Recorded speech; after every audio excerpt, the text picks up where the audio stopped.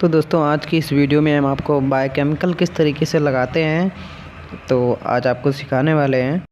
GNB process के लिए हमें मैनिटॉल, यूरिएस, टीएसआई और सिट्रेट ये 4 बायोकेमिकल लगाने होते हैं। तो किस तरीके से हम लगाते हैं, ये जो आपको दिख रहा है ये टीएसआई है, ट्रिपल शुगर आयन।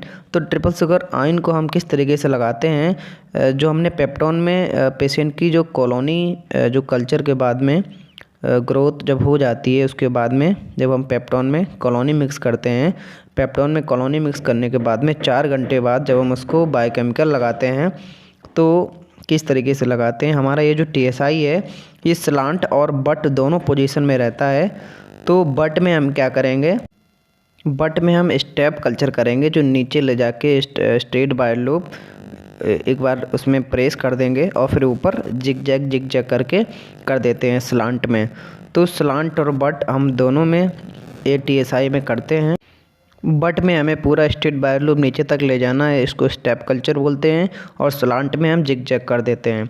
तो ये दूसरा हम जो यूरियस लगा रहे हैं, तो यूरियस को सबसे पहले हम ऊपर से थोड़ा सा स्टरलाइज करते हैं। इसके बाद में ये जो स्ट्रेट जो हमारा बाय लूप है इसको हम रेड हॉट करने के बाद में, थोड़ा सा ठंडा करने के बाद में, जिस पेशेंट का हमें यूरियस लगाना होता है उसके पेप्टोन वाटर में हमने कॉलोनी मिक्स कर दी थी।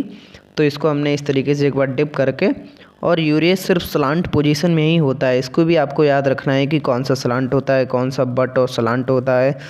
तो यूरियस हमारा जो है ओनली स्लांट पोजीशन में होता है, तो हमें इसको इस तरीके से जिग जैग कर देना है। और आपको ये पहचानना भी आना चाहिए कि कौन से कलर का यूरियस होता है, पॉजिटिव होता है तो क्या होता है, नेगेटिव होता है तो क्या होता है। तो हमने ये यूरियस इस तरीके से लगा दिया। यूरियस लगाने के बाद में हम सिट्रेट किस तरीके से लगाएंगे, हमने उसको हीट करके और पेप्टोन वाटर में एक बार उसको नाइक्रोम को लेके, तो ये सिट्रेट है, ये नॉर्मल कलर इसका जो है ब्लू होता है, आप देख सकते हैं। इसके बाद में हम इसको क्या करेंगे, इस तरीके से जिग जैग कर देते हैं। तो सिट्रेट सिर्फ स्लांट पोजीशन में होता है, तो इसमें सिर्फ हमें जिग जैग करना है, कोई भी स्टेप कल्चर इसमें नहीं करना है। तो इसके बाद में हमने इसको रेड आउट कर दिया। रेड आउट करने के बाद में हम मैनिटॉल किस तरीके से लगाते हैं, तो हमने क्या किया, जो स्ट्रेट बायर लूप है तो हमने इसको पेप्टोन वाटर में एक बार डिप किया। डिप करने के बाद में इसको आराम से नीचे तक, इसको मीडिया के अंदर स्ट्रेट बाय लूप को इस तरीके से हम कर देते हैं। तो इसको हम स्टेप कल्चर बोलते हैं। तो मैनिटॉल बट पोजीशन में ही होता है सिर्फ, इसमें मोटिलिटी हम चेक करते हैं पेशेंट जो बैक्टीरिया है मोटाइल है या नहीं। तो आप देख सकते हैं यूरियस है स्लांट पोजीशन में, तो हमने इसमें जिग जैग किया हुआ है। यूरियस का नॉर्मल कलर येलो टाइप का होता है, और ये सिट्रेट है, सिट्रेट भी सिर्फ स्लांट पोजीशन में होता है, इसका नॉर्मल कलर ब्लू होता है। जब ये पॉजिटिव होता है तो उसका कलर चेंज हो जाता है। और ये मैनिटॉल है, ये सिर्फ बट पोजीशन में रहता है।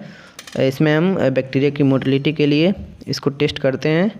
और ये हमारा जो है ट्रिपल शुगर आयन TSI, इसमें हम बट और स्लांट दोनों तरीके से हम इसमें बायोकेमिकल में इसमें स्ट्रीक करते हैं।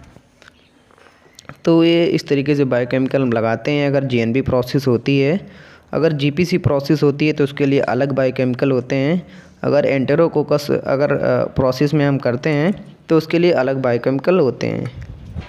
तो अगर GPC होता है उसमें हम लगाते हैं कैटलेस, कॉगलेस, ये हमें लगाना पड़ता है GPC में। अगर एंटेरोकोकस की कोई प्रोसेस होती है तो हमें इसमें बायोस्क्विलिन लगाना पड़ता है। और अगर GNB की प्रोसेस होती है तो हमें इसमें 4 बायोकेमिकल लगाने होते हैं, सिट्रेट, मैनिटॉल, TSI, यूरियस।